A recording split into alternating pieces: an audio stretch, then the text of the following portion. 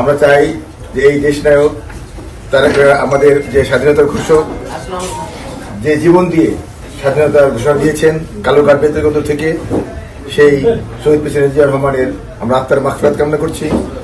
বাংলাদেশের মুক্তিযুদ্ধে আওয়ামী লীগ সরকারের কোনো অবদান নেই। মুক্তিযুদ্ধের প্রারম্ভে স্বাধীনতার ঘোষণা দিয়ে শহীদ প্রেসিডেন্ট জিয়াউর রহমান বাংলাদেশের মানুষকে মুক্তি সংগ্রামে উজ্জীবিত করেছেন। শহীদ প্রেসিডেন্ট জিয়াউর রহমানের শাহাদাত বার্ষিকী উপলক্ষে আয়োজিত আলোচনা ও দোয়া মাহফিলে প্রধান আলোচকের বক্তৃতায় এসব কথা বলেন বিএনপি নির্বাহী কমিটির সদস্য ও যুক্তরাষ্ট্রের মূলধারার রাজনীতিবিদ গিয়াস আহমেদ। পাকিস্তানি সেনারা যখন বাংলাদেশের নিরীহ মানুষের উপর অতর্কিত হামলা চালালো, তখন আওয়ামী লীগের কোন নেতা স্বাধীনতার ঘোষণা দেয় নাই। সকলেই ভারতে পালিয়ে গিয়েছে, অনেকে নিগোসিয়েশন করেছে, অনেকে ধরা দিয়েছে, স্বেচ্ছায় ধরা দিয়েছে। কিন্তু কালুরঘাট বেতারকেন্দ্র থেকে শহীদ প্রেসিডেন্ট জিয়া রহমান জীবনকে বাজি রেখে তিনি বিদ্রোহ করেছেন, তিনি স্বাধীনতার ঘোষণা দিয়েছেন, তিনি নিজেকে প্রভিন্সিয়াল প্রেসিডেন্ট দাবি করেছেন।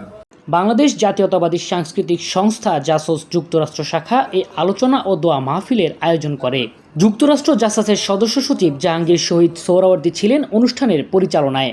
যুক্তরাষ্ট্র জাসাসের সাবেক সভাপতি আমাদের তাহের ভাই আমাদের মাঝে উপস্থিত হয়েছেন। মাহফিলে প্রধান অতিথি হিসেবে বক্তব্য রাখেন যুক্তরাষ্ট্র বিএনপির সাবেক সভাপতি আব্দুল লতিফ সম্রাট।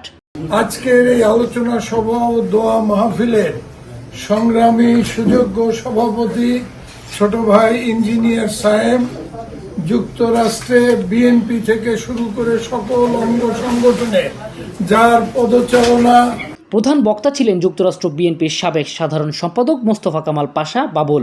43তম শাহাদাত বার্ষিকী উপলক্ষে আমার প্রাণপ্রিয় প্রেসিডেন্ট শহীদ রাষ্ট্রপতি জিয়াউর রহমানের দোয়ার জন্য উপস্থিত হয়েছি।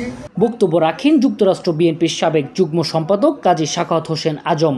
যে প্রথম ঢুকতে এখানে স্লোগান দিয়ে ঢুকেছে যুক্তরাষ্ট্র বিএনপির সাবেক সাধারণ সম্পাদক। নেতৃবৃন্দ বলেন, আন্দোলনের মাধ্যমে এই সরকারের পতন ঘটানো হবে। তারেক রহমানের নেতৃত্বে বাংলাদেশে আবারও গণতন্ত্র ফিরে আসবে বলে মন্তব্য করেছেন বিএনপি নেতৃবৃন্দ। আজকে শাহাদাত বার্ষিকী পালন করবে, এই 2 দিনের নোটিশে আমরা কিন্তু সবাই এখানে উপস্থিত হয়েছি। অনুষ্ঠানে সভাপতিত্ব করেন যুক্তরাষ্ট্র জাসাসের আহ্বায়ক প্রকৌশলী রহমান সায়েম। উপস্থিত রয়েছেন আমাদের হিসাবে উপস্থিত রয়েছেন আমাদের অত্যন্ত প্রান্তীয় সম্রাট ভাই রয়েছেন। এ সময় সবাইকে ঐক্যবদ্ধ থাকারও আহ্বান জানান বিএনপি নেতৃবৃন্দ। স্বাধীনতার যে মূলমন্ত্র, সেই চেতনা যেন ফিরে পায়। Desk report, GTV news. আমরা শাহাদাত বার্ষিকী পালন করছি, সেই কারণে আজকে দোয়া মাহফিল হচ্ছে।